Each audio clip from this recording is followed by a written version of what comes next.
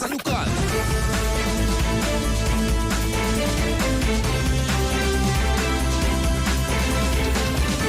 Nago na sa ritali sa balitang lokal, gibalog na karos Mambalik Police Station, kining ingong notadong tulisan. Kinsa unang nag-viral humansad na nulis ug sa kay estudyante sud sa Jeba sa may Sibadilla Street, Sitio Coyan, Barangay Mambaling, Cebu City. Ilang at sigop ka si Giovanni Fivida Pahugot, 44 anyos, ex-convict. Presidente may nasuro sa mga dapita. Nadakpan si Pahugot. Umano sa follow-up operation sa mga sakop sa Mambaling Police. Positibo sa mga giila ang suspect sa gibiktima nining estudyante.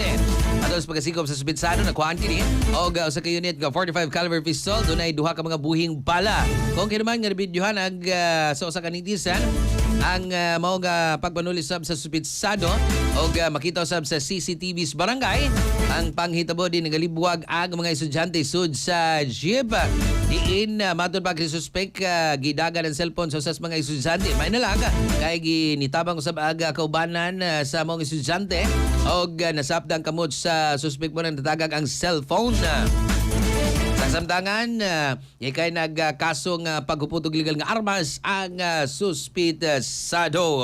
Kasikas Express Balita.